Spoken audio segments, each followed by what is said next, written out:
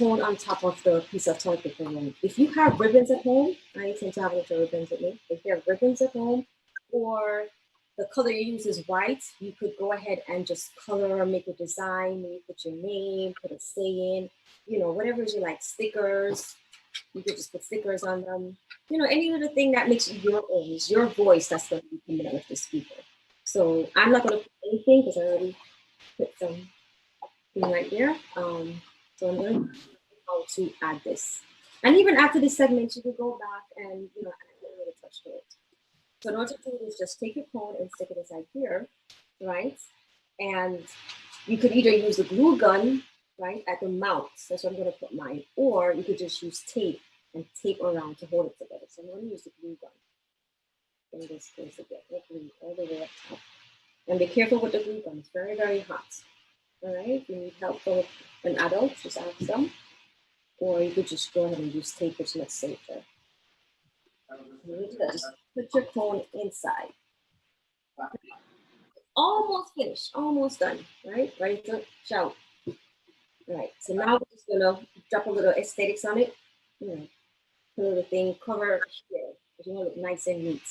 So once again, you can always go back and use scrap paper. So if you have a piece of scrap, leave over. So this is just one paper I'm using to do every single thing. Just cut something, probably about 1/2 inch, right?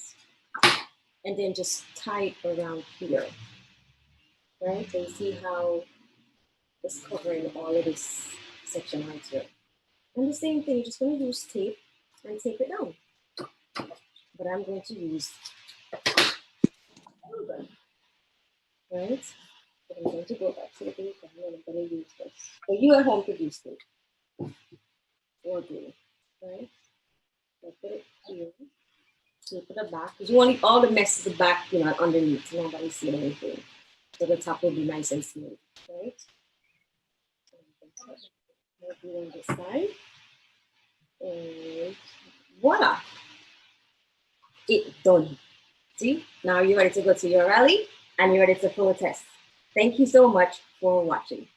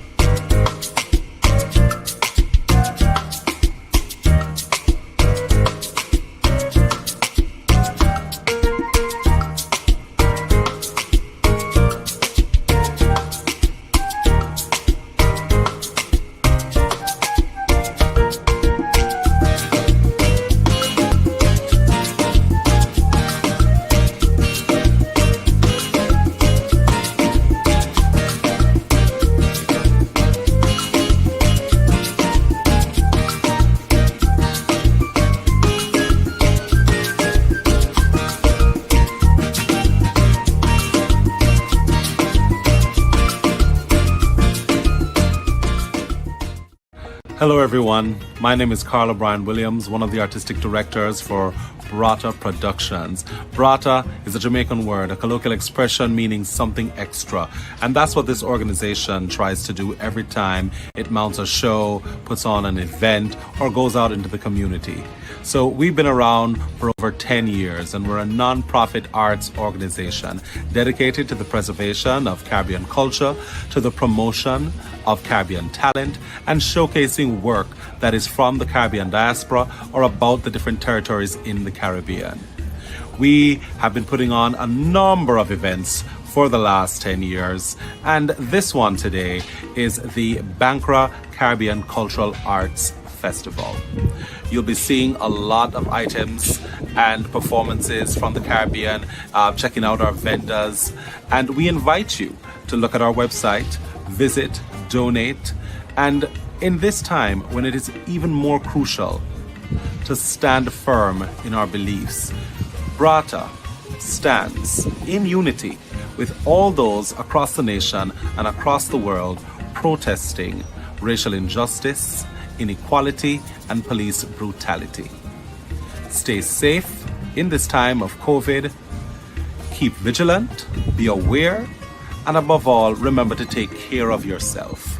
And also, embrace joy. Embrace your culture. And we invite you now to embrace our Caribbean culture, a culture that is dear to every single person who is of African ancestry and who have come from the soil of these Caribbean territories.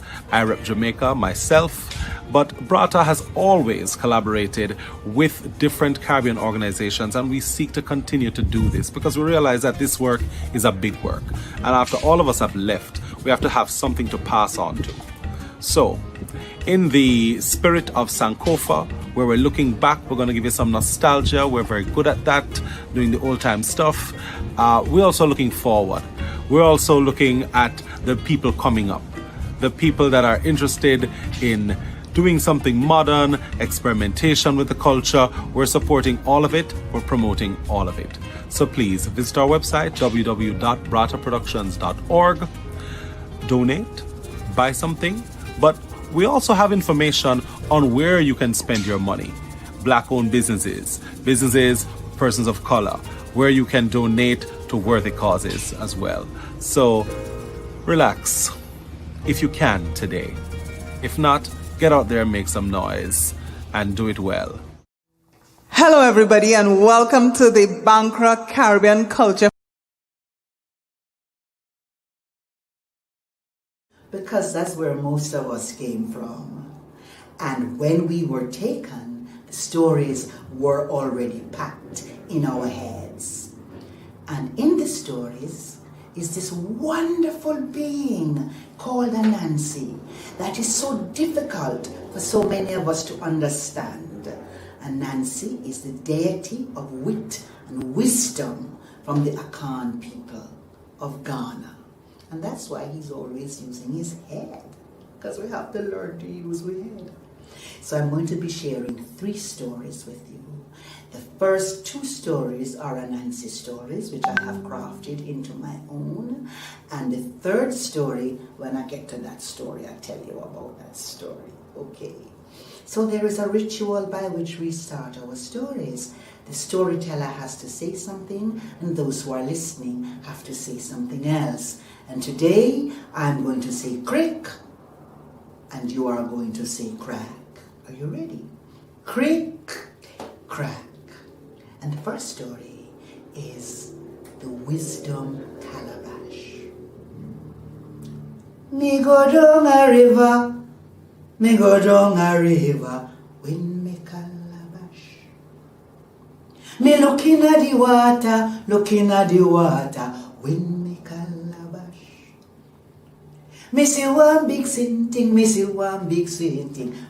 me calabash. A long time ago,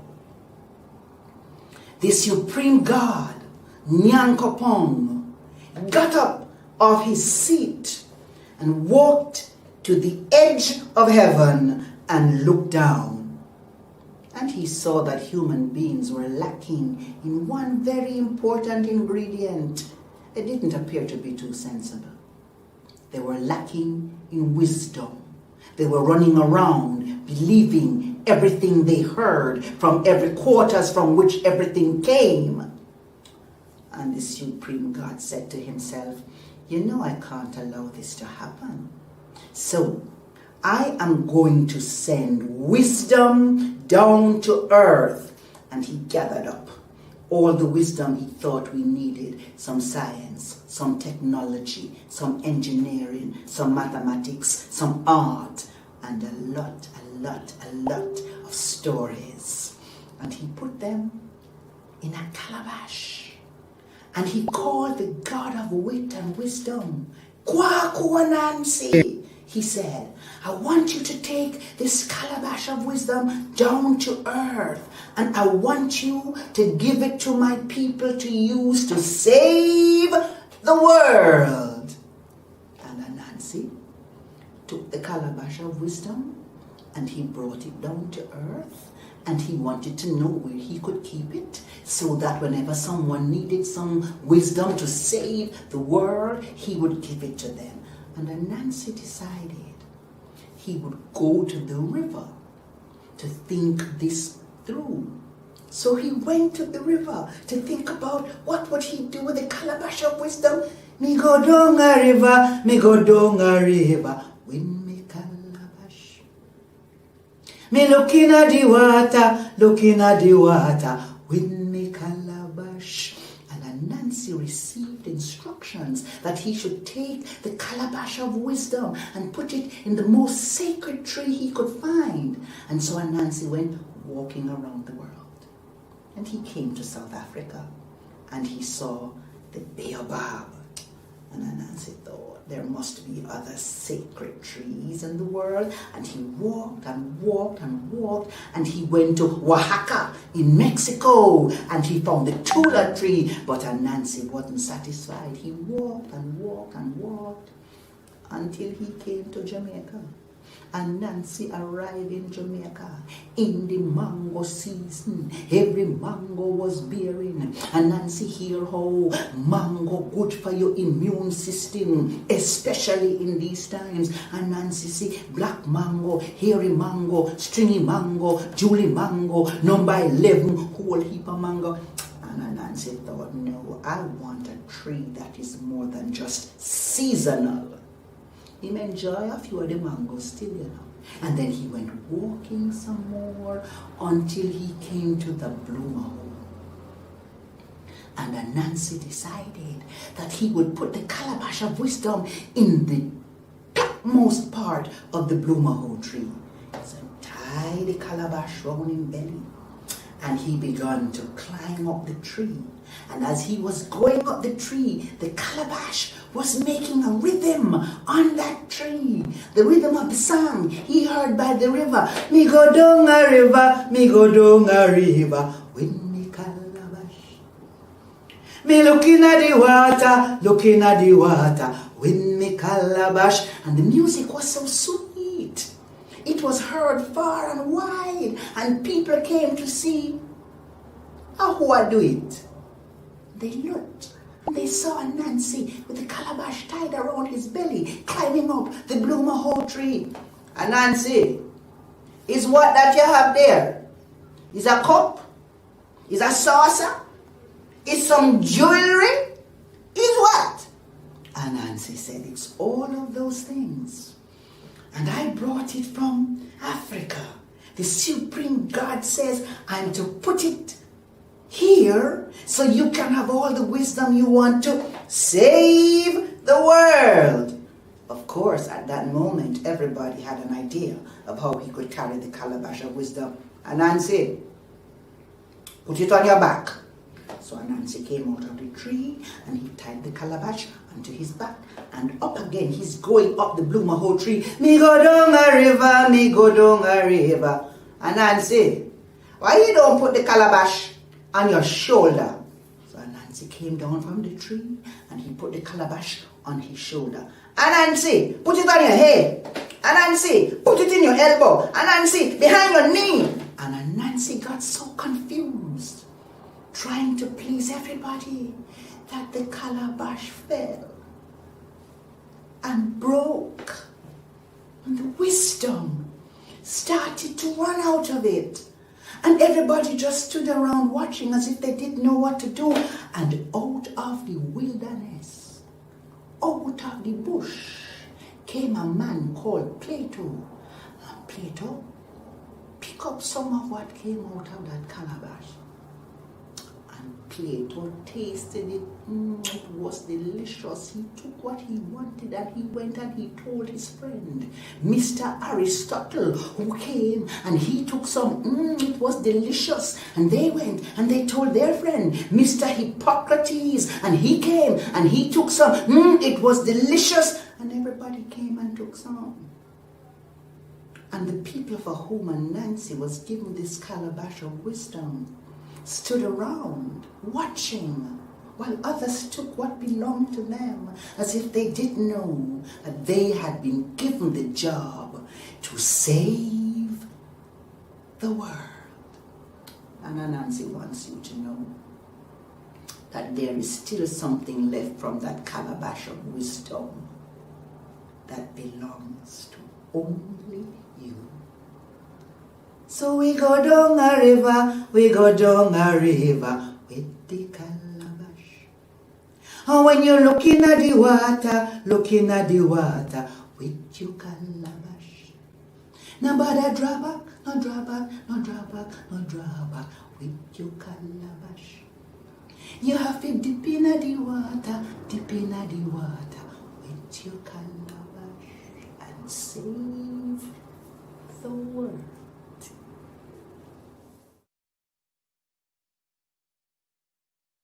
I said, I'm calling all my warriors to the front line. Hope you got your army and you're ready to shine. I said, I'm calling all my soldiers. I bet you didn't know that Nancy was a songwriter. Oh yes. And Nancy loved nothing more than to write songs for his sons, of whom there were 6. And where Nancy is from, you don't just have a name because you like the name. You get a name according to your purpose.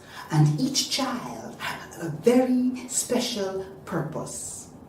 The first son had a purpose for seeing trouble anywhere in the world. So his name was See Trouble. And the second son had a gift for finding a way, making a road to anywhere in the world. So his name was Road Builder. And the third boy had a very special gift for removing every flood anywhere. There was nothing he enjoyed more than drinking from the river in just one gulp. So his name was River Drinker. And the next boy, he had this very special gift for cutting the biggest fish wide open with just a little penknife.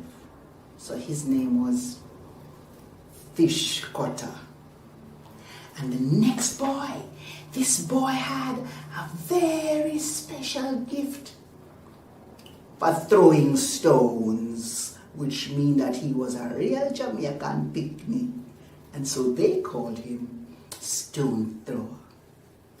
But the next child, nobody seemed to know his purpose, but he was nice and soft and round and chubby and comfortable like a cushion. And so they just called him Cushion. Now Nancy was a very good father. And Nancy knew that if you have so many children, you have to provide for them. They need all kinds of things, food and bus fare and health plan and nice clothes to wear. And so Nancy decided that he was going to set up a business so he could look after his children. But he was going to investigate what was the best business to set up. And so one day, Nancy got up and he put on his royal robes of those beautiful colors of black and gold and green that symbolized that he was the father of the nation. And on the day he was going out to investigate what kind of business to set up, he was in such a hurry that he forgot to stop at his family altar and ask for protection, and he rushed out the door, and the first boy saw that and went, I see trouble. There's going to be big trouble. But by that time, Nancy had left. One day became 2, and 2 days became many nights, and many nights became a long, long time, and Anansi didn't return. And so one day, Mrs. Anansi called her children together and said, this is very strange. Your father always returns, but this time he's been gone, and I don't know what. And just at that moment, see trouble, thought he heard his father's voice, calling all my warriors to the front line. And he said to his brothers, I see father. He's in big trouble. I see father. And they said, where? And he said, follow me. And off they went. And they walked for 1 day, maybe 2, for 2 days. That became a long, long time. Until they came to a mountain that was so high, they couldn't get around it. So wide, they couldn't get over it. And the second boy said, that's my job. I am the road builder. And he made a road through that mountain. And all his brothers came behind him, and they walked for 1 day, maybe 2. They walked for a long, long time. And at the end of the road, the river bank come down, the river bank come down. It must have been raining somewhere, because there was this great big river, and we couldn't cross over. And the third boy said, but I'm here. You haven't forgotten about me. And River Drinker stepped up, and in one slurp, that river was gone. But in the bed of the river, there was the biggest fish they had ever seen. And the fish had a big belly that looked rather strange. And the fourth boy said, I wonder what could be in the belly of this fish.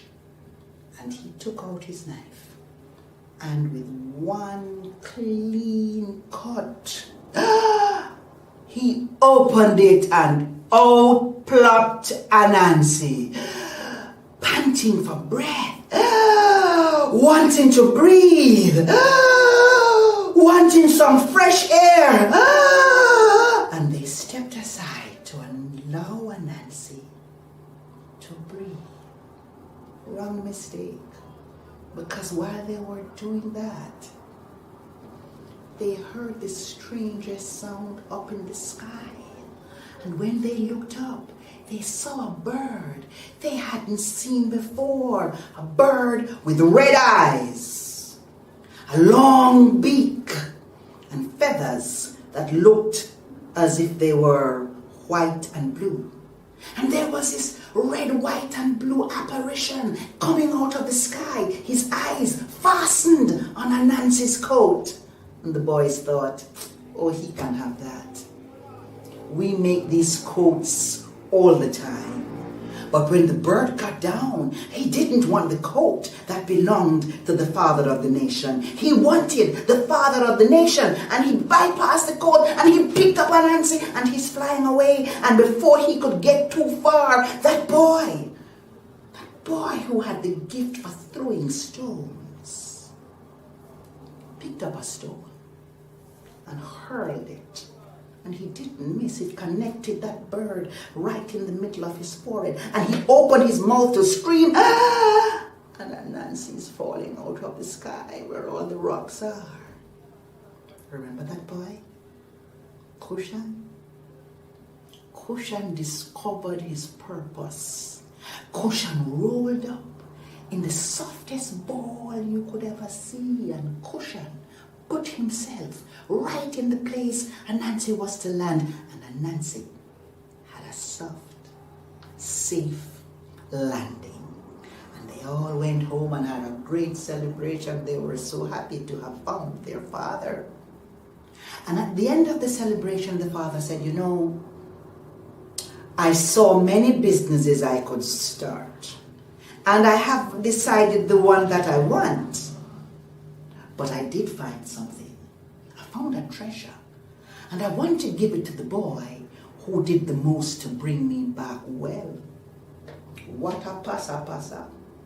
A great debate and disagreement, because each boy thought that he had done the most to bring his father back. And because they couldn't agree, and Nancy referred the problem to the Council of Elders. You see, there was a time when we listened to our elders, when we valued their opinion. And the council met, and after 3 days, they gave Anansi their decision, and Anansi called his sons. I said, I call in all my warriors to the front line. Hope you got your army and you ready to shine. I said, I call in all my warriors to the battlefield. I want to know if the blood inside your veins is real. He said, the Council of Elders told me that you, See Trouble, did a great job. Of course, See Trouble now thought that this gift would be his. But Anansi said, the Council of Elders also said that although you knew where to find me, if your brother couldn't build a road, and road builder got ready to receive the treasure. Said Anansi, the Council of Elders said that your brother who drank up that river drinker stepped in. Said Anansi, but the boy who could open the fish and fish cutter stepped up. Said Anansi, that boy who threw the stone. That boy who rolled over and saved me from hurting myself. So you see, the Council of Elders said, your talent is of no use without your talent, or your talent, or your talent. So this thing that I have found, I'm going to hang it in the sky. In the day when you see it, I want you to call it the sun. At night, when you see it, I want you to call it the moon. But always when you see it, let it be a reminder that we're sisters and brothers. We need one another. There is nothing we cannot accomplish when we answer the call. And so I call in all my warriors to the front line. Hope you have your army and you're ready to shine, because I call in all my soldiers to the battlefield. I want to know that the blood inside your vein is real.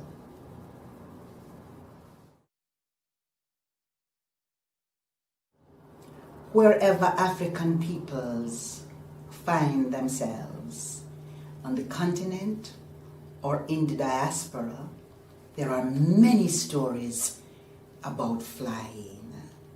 And so I am indebted to Virginia Hamilton for having written her own story, The People Could Fly, which has inspired me to present to you today this version of it. In Jamaica, there are many stories about flying and many songs about flying. And so I am also indebted to the Rastafari community for the song which I'm going to be using in this story. Fly away home to Zion, fly away home. One bright morning when your work is over, you must fly away home. Stop at a time. If you stop at a time in Africa, the people knew magic and could fly. They would lift First one foot and then the other just as easily as if you were stepping on a fence, flap their great black wings against the dark blue sky and fly. But the people were captured. Did you know? They were taken in boats.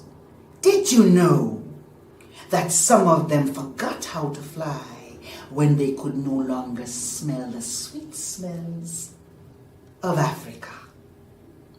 But some there were who kept their power strong as rum in the burning sun, like Old Man Joe. And then there was Sarah, so tall and so beautiful, but so afraid. They say one day as she worked amidst the rum in the burning sun, the baby on her back started crying. Wah, done me baby, done cry. Your mama gonna fountain. And the one who called himself overseer just said, you better stop that thing from crying. Done me baby, done cry. But that's no way to stop a hungry baby from crying, and the crying grew louder. And the one who called himself overseer went and got the one who called himself master, who got the one who called himself driver, who came with a whip. Across Sarah's back. And the crying grew louder. And the crying. And Sarah fell to the ground and the crying. They say when Old Man Joe had seen enough, he knelt beside Sarah and he whispered the magic word. One bright morning, when your work is over, you must fly away home. And she said, now, Father? And he said, yes, daughter. And she rolled over and lifted first one foot and then the other just as easily as if you were climbing on a fence, and she was gone. They say the one who called himself driver said, it's a trick of the light. And the one who called himself overseer said, Massa, I done seen Old Man Joe do magic. And the one who called himself Massa, he made a note of Old Man Joe. They say the next day, first one young man, and then another, fell in the sun amidst the rum. And the one who called himself overseer went and got the one who called himself master, who got the one who called himself driver, who came with a whip, first across the back of one young man, stop.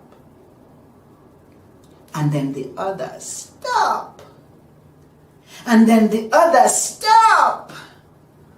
They say when Old Man Joe had seen enough, he knelt down and whispered first in the ear of one young man and then the other, the magic word.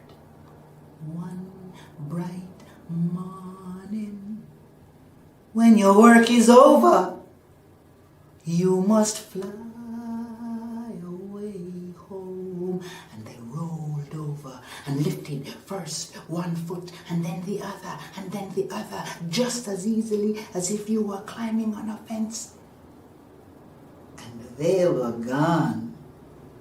They say the one who called himself master just looked at Old Man Joe and said, seize him. But Old Joe just threw his head back and let the magic work. They say the people who had forgotten how to fly gathered around to watch, and they said, Old Man Joe, take us with you. But it was too late. They'd have to wait for a chance to run. Run, Jackie, run, Nanny, run, Anaka, Run, Busha, run! If you hear the dogs barking, run. If you see the light, run. If you hear them calling out your name, run. If you want a taste of freedom, run.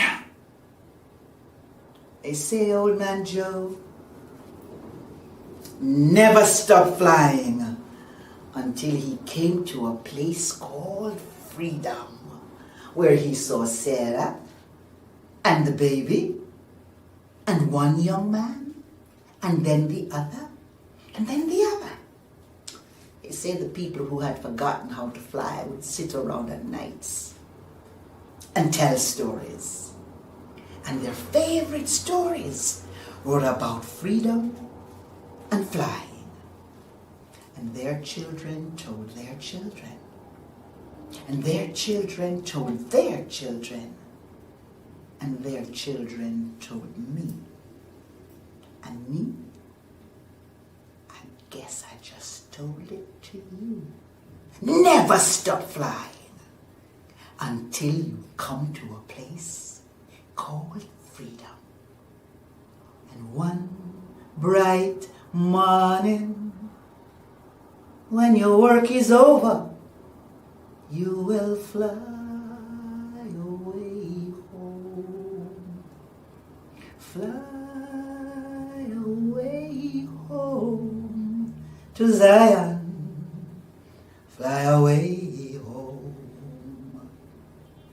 One bright morning, when your work is over, you must fly away home.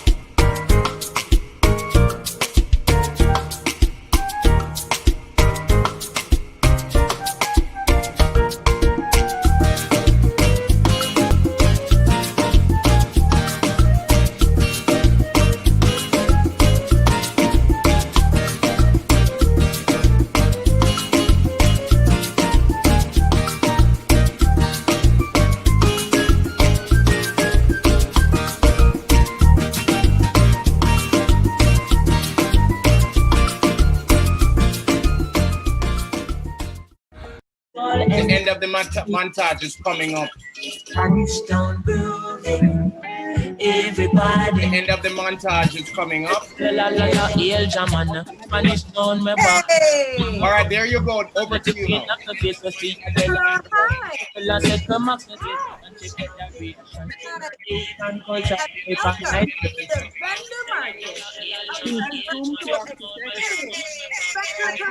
Cultural Festival is here.